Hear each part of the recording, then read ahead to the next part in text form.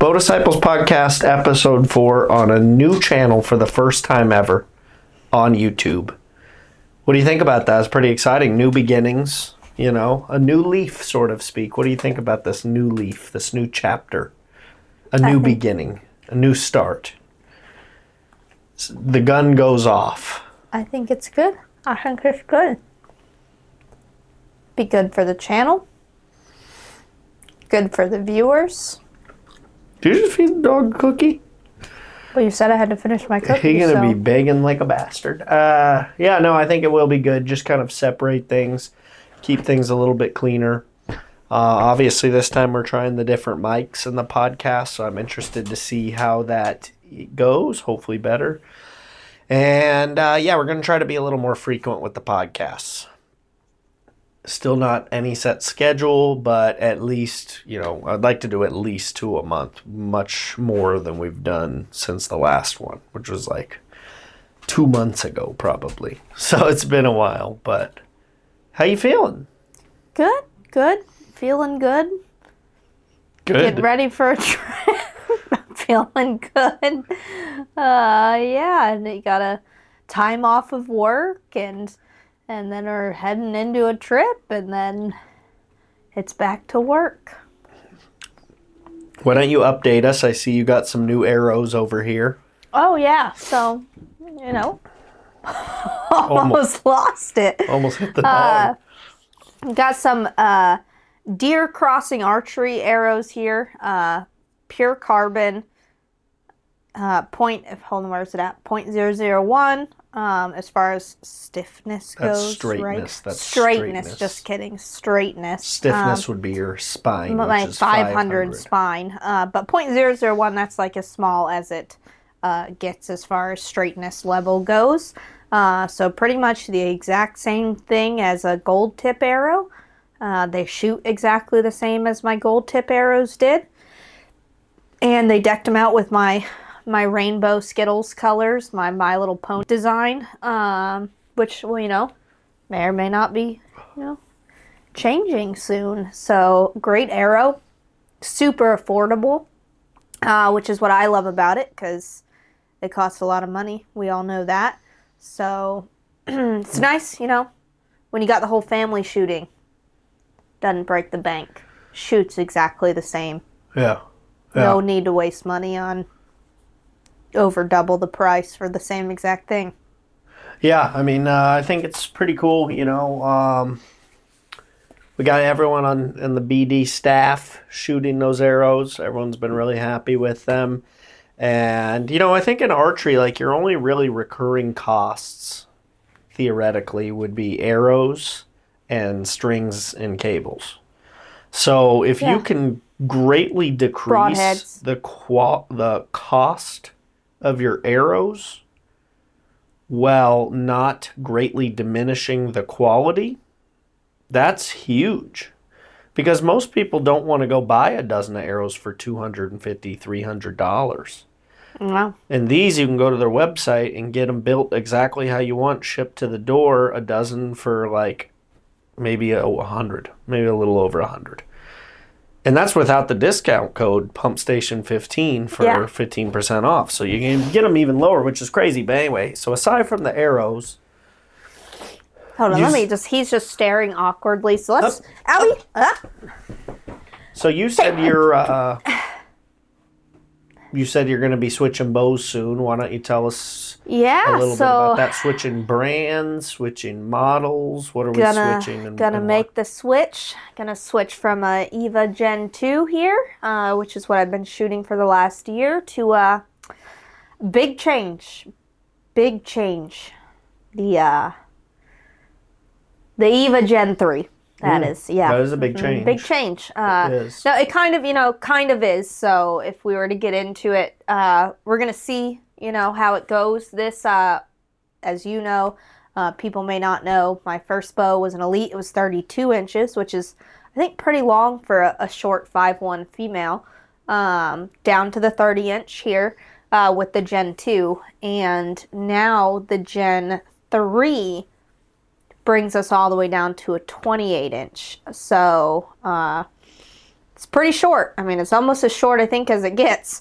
And I'm interested to see how I like that, more so how it feels. I don't know if I'll feel a difference or not. You can definitely see how short it is when you hold it. I haven't gotten to shoot it yet because, unfortunately, lefties, left-hand bows don't come in right away.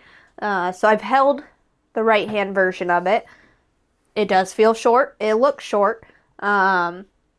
But we'll see how it feels when it's all set up. So that's going to be 5-ish weeks, maybe a little less before it comes in, and then set her all up and see how I like her. But she's lighter even than this bow. Yeah, I mean, I think that's the part you're really going to benefit from the most, is having it be a lot lighter. The axle to axle for someone your size, I personally don't think is going to make a difference. I mean, your draw length's like 24 and a half inches, so that'll be pretty comparable. But the reduction in weight, I think, will be pretty big, and that bow actually has the same cam as the new Bowtech Core SR, which is like the speed one. So it'll be a little faster too. So yeah, lighter, I do faster. like that. Like the Gen 2 was essentially the remake of what men's bow? The Realm SD, the bow was called. Yeah, and that was not Solution. Solution. SD, Yeah, it's like Realm doesn't sound familiar. And the new one is made after the CP28, which is a men's bow. They just necked it for a girl, but they already made that bow the prior year for men. Which? The new one, the Gen 3. Oh. Yeah. So but both it has of the them same cams as the new Core SR. Mm-hmm. Then see, that's what I like because, I mean, you get most of all of the same technology that Bowtech puts on all of their bows, but it always seems that female's bow kind of lags just a hair in like one of the men's previous bows, just now made for female. But they're starting to incorporate, I think, more of whatever current technology they come out with in that year's edition for the female's bow. So like Well, I'd certainly say that. I mean, the Gen 2 was the exact same thing as the Solution, which was the flagship men's bow. It's just a short draw version. Mm-hmm. And then the Gen 3 is all the same stuff. It's got the grip adjustment, the time lock adjustment, the deadlock adjustment. It's the same thing as the CP28. Yeah, I think the only thing it's missing is that integrated sight. But only the two core bows have that. That's why they're so called not even all bows got it only this year on the two. flagship. So I'm interested to try it out. I do think with the short draw, it'd be different if you were a tall person shooting a 28-inch bow because you got all that length, and I just feel like it would like wobble more. No, it just makes the string angle steeper. So like this more. Yeah, I feel like that would just create theoretically weirdness. It is a little less steady, but with such a short draw, I don't know that it'll matter. So if anything, hopefully I just noticed the lightness of the bow. I do think it'll be a better fit for you, just off the visual and the specs. I think the Gen 3 is better for you. That bow has a big riser. It's kind of a heavier, bulkier build, which is comparable to what I shoot here. But I think for you being so small and struggling at times, being steady with the front arm, we just took your sidebar off and right away you noticed a huge difference. Mm-hmm. So imagine no sidebar plus a bow that's a half-pound lighter, plus, you maybe take the dampeners off. You can take a lot of weight out of it. Yeah. Mm-hmm. So I'm interested to get it and get it all set up. Unfortunately, My Little Pony setup will go away. I'm going to run some more neutral colors to go around matching the new Aim for a Pass-Through, the mule stabilizer, which I love. Key. I don't know how that wasn't invented much longer ago. I don't even know if that's right English, but I mean, you use it and it makes complete sense. Like there's no, when you're at a shoot, not even hunting, when you're at a shoot, there's none of this like clipping the bars onto the bottom of your stand to stand your bow up and then take it, because you don't want to shoot it on the limbs, and I've done that before. Nothing happened, but you're not supposed to. Like those limbs flex and then you've got a stand clipped to the bottom of your limb. Okay. Yeah, I see what you're saying. It took me a while to get there. I got you. Some people run them. It's literally like a clip, I know what that goes on the bottom. Mm-hmm. And some people get ones that, like, you can mount on the bow to stand it up itself. I don't know. Point has a pretty cool system where you have like these little legs off the front. I think that's pretty neat. But yeah, but where you don't have to add excess weight and you can work it into where you should have weight, like a stabilizer. It's amazing. Yeah, I mean, I think there's actually been 3 stabilizers that were pretty innovative. You got the Quivalizer, which moved a quiver. I'm sorry, did you just say Quivalizer? Yeah, the Quivalizer is genius because it moves a quiver into a stabilizer, so that way you're essentially making 2 components one. How have I never heard of this? Basically, it's just if you were to rotate your stabilizer down and out, your arrows go this way rather than that way. And it's genius. Like, that makes a lot of sense, combining just again, products. There's another movement you got to make before you can set it down. No, it sits like that all the time. So what happens when you go to shoot? You shoot with it like that. Sideways. The quiver's outward. Oh, stress, yeah. See, that's something I don't know if I can get used to. So I think that's pretty cool. And then the other one, I forgot what this one's called, but there's like a telescoping stabilizer as well, where it can be like 10 inches or like 36. Like you loosen the thing, kind of like a tripod leg. Yeah. And that's pretty neat. So I like both those ideas, but this idea, you know, obviously I first saw it when Cam Haynes was running this thing that looked like a wing, and I was like, what is that? And then I was at Total Archery, and the guy's like, hey, man, big fan of the show, like, whatever. And I was like, cool. And he goes, this is my booth right here, and showed me the product. And I was like, oh, I've seen that product, you know. And that's how I've talked to him. But, yeah, it's an awesome product. And it's just the most simplistic, I think. My favorite is not even, I love that you could set it down. Yeah. I really love that. But I really enjoy how the carrying component works. That's tight. Yeah. I mean, again, like I said, we're going to probably switch from the 10-inch to the 8-inch, so it's something to note if you're a shorty, like, should have thought logically about that when we ordered, because yours is a 10 and you're, 10 inches taller than me, kind of. That it would hit, at the elbow, but you definitely want it right on the forearm to keep that pressure, weighted there. But otherwise, it, has room to wobble. But when you get the right size, and then on top of it, like I said, simplicity to me versus like this thing, like if this were this way, there's some weight up here that's a little different than you would normally have weight. Like this is just very simple. And then you can still mount weight. Oh, I still have it on here. You can put it on the bottom or the front of the bow. They must have left it on at the shop. You can still mount weight. So if like you like a heavy front stabilizer, add your little, weights to the bottom or the front of it, and like it's just simple, but it takes a lot of stress off the arm when you're walking. And the fact that you can literally go from holding it to like flip the bow over, set it down. Nothing to it. It's pretty cool. It's definitely pretty cool. He did a good job with the design. I know he has like some new products coming out, so I'm excited to see what those are. And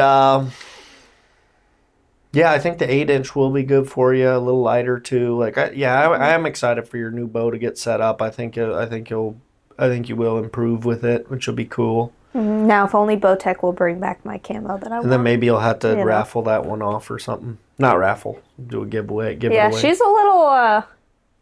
I'm kind of amazed in just 1 year of having her. You've had it 2 years. 2? Yeah. Really? Yeah. 2 years. 2 years. Dang. Yeah. She's a little beat up. A little beat up, if you raffle it.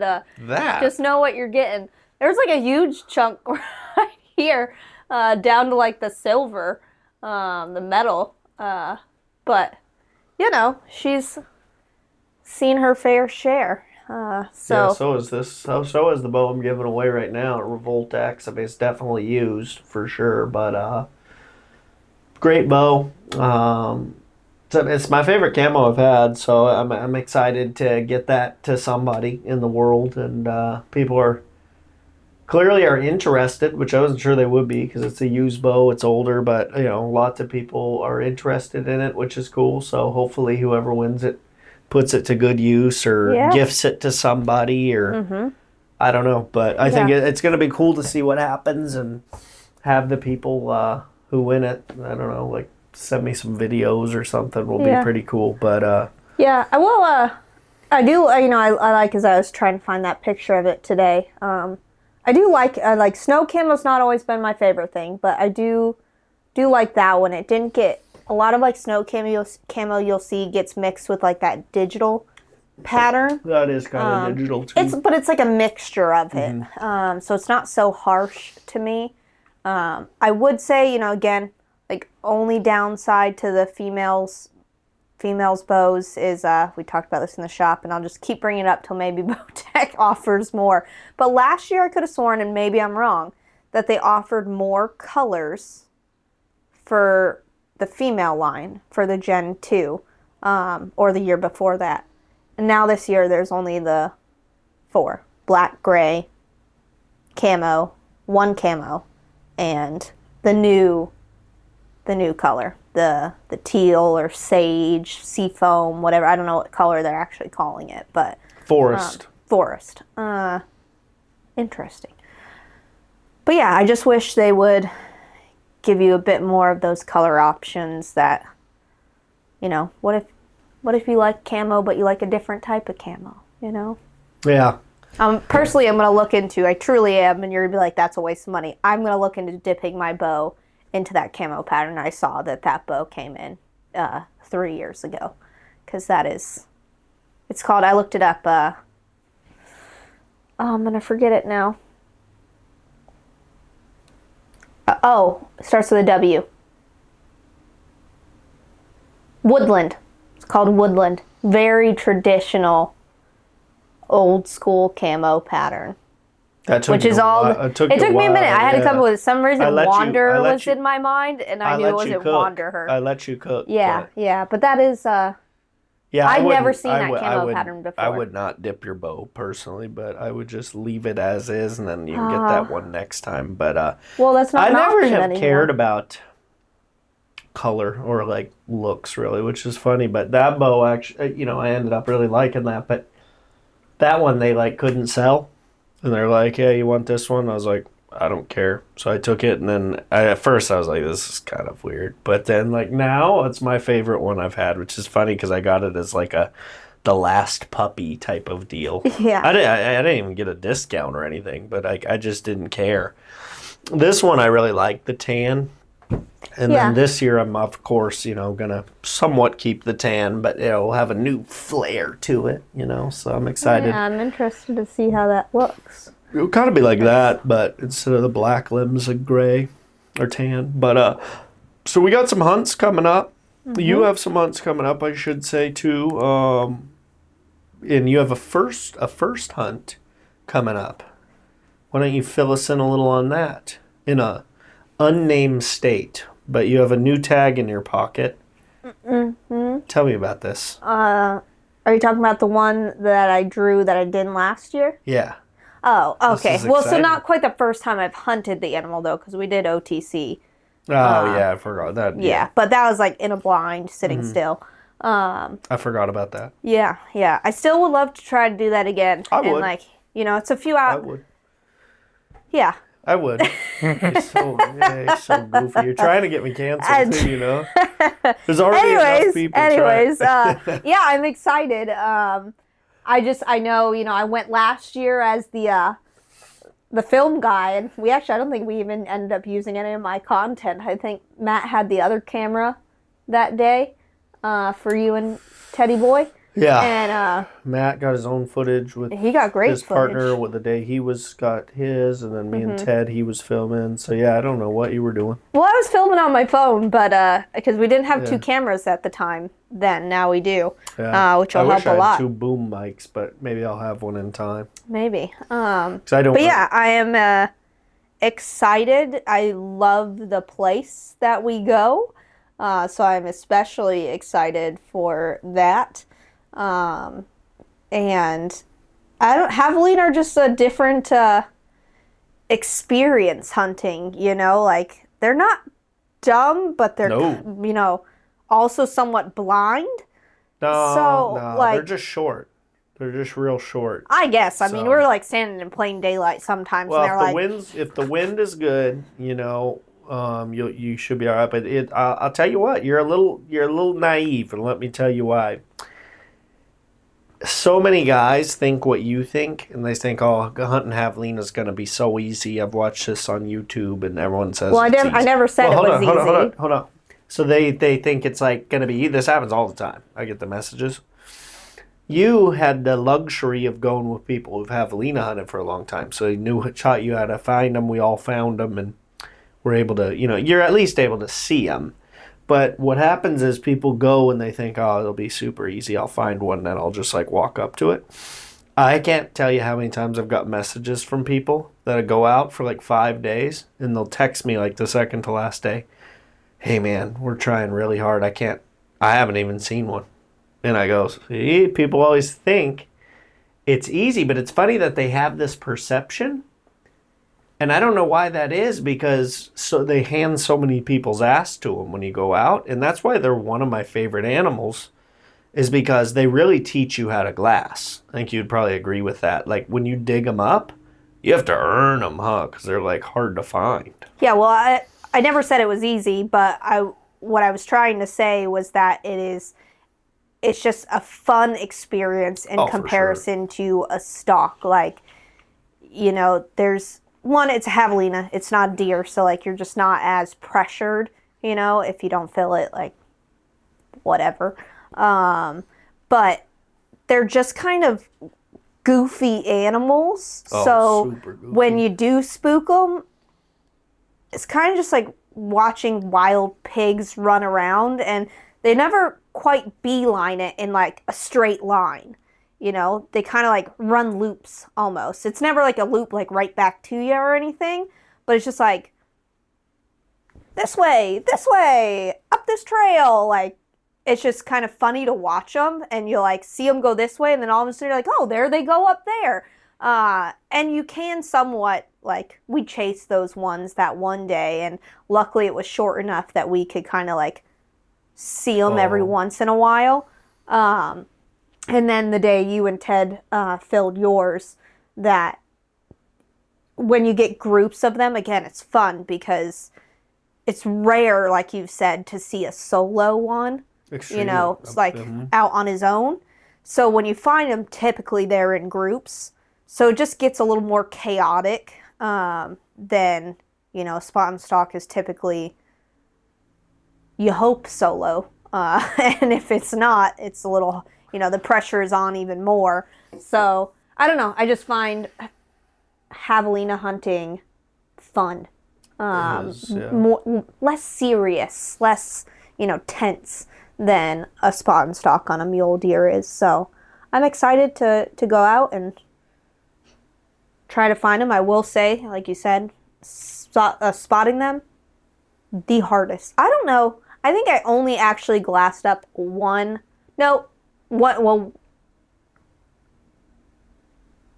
two. One javelina that I saw one of, but I'm sure it was with more. And then one, me and Matt were amazed. Those days me and Matt were on our own. And I was glassing across a road from where we were. It was probably like 2 miles away. I was like, Matt, what are those little black dots? We thought they were cows at first.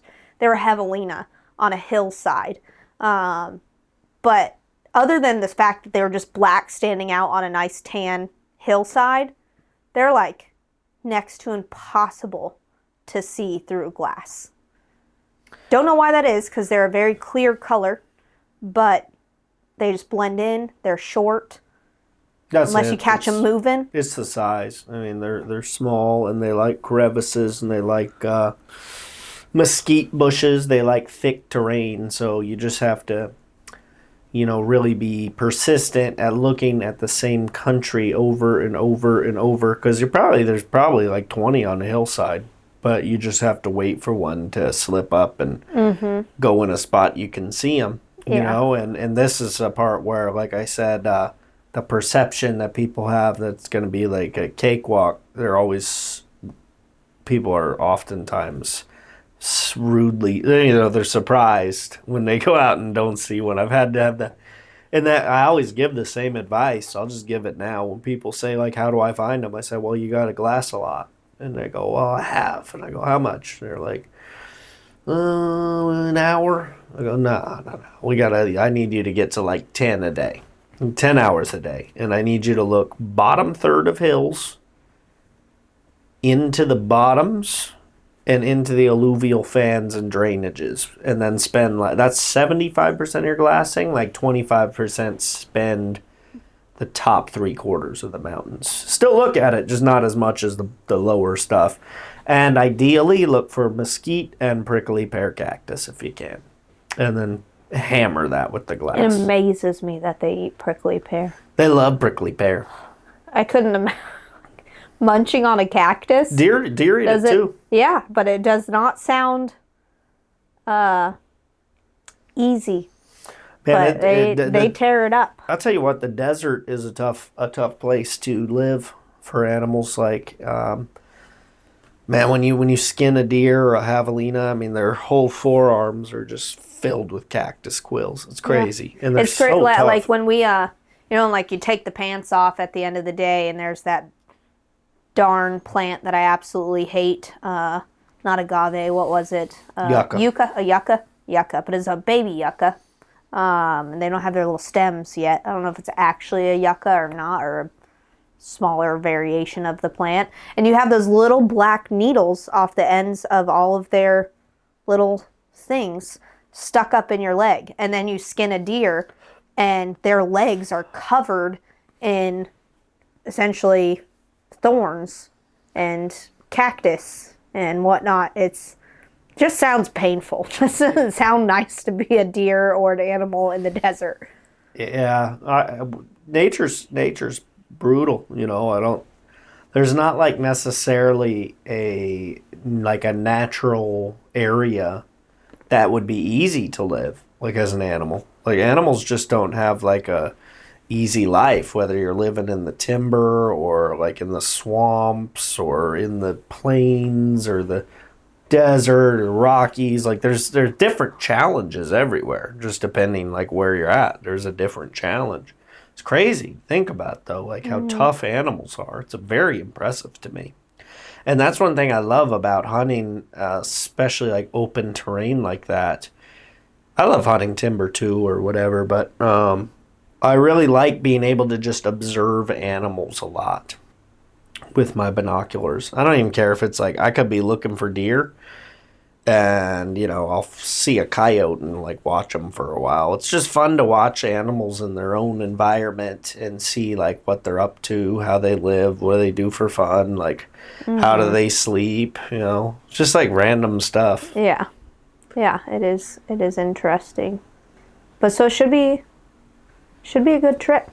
And we got a fan favorite for the show coming with us, or meeting us, I guess I should say. So this will be the first time Whit is in one of these hunting videos, which should make for a very entertaining time. No, it should be, and having multiple cameras will be good. Just overall, I think the setup will be pretty good, and obviously I'm going to be pretty zoned in on hunting, and we all will, so it'll be fun, and we'll have 4 or 5 of us, and 2 cameras, so it works out to separate, and also like it's a more effective way to hunt too than just like all 5 people just like look at the same hill. Like it makes sense to spread out. But yeah, having Whitney there will be cool. She's never hunted like that. So it'll be fun to, see her get her feet wet in that situation. And, for you to go into your, I guess, like second or third year hunting this way and getting a little better, learning more, applying things you learned last time. Like, that's the beauty of going, I still, Matt, he's probably, I don't know, 7 years in or something. He still learns a lot. Me, I still learn a ton. I've been going since 98, so like, I think that's the coolest part about trips, doing hunts that are familiar, that that you've done recurring times, is the lessons that you still learn each time, And it may not, like the lessons I learned on year 25 Might not be the same lesson that you learn on year 2, but there's still valuable lessons that make you better regardless. And I think that's so cool. I think if you look at hunting the right way, there's so much growth that you can obtain as a person. And I don't know, I've always really liked that aspect of hunting, you know. Albie does too. Albie just likes the deer legs that are brought home. Albie's cute. And cookies. So anyways, yeah, podcast today is fun. It's kind of, you know, exciting, talking about the new stuff on our bows, Brianna's new bow, hunts coming up, lots of fun things. The podcast channel, we're going to try to get on here more, even if it's just us. But we'll try to get, you know, we'll try to make it a social thing the best we can. So subscribe to the podcast channel, the Bow Disciples Podcast, YouTube, the Spotify and Apple, that'll all stay the same.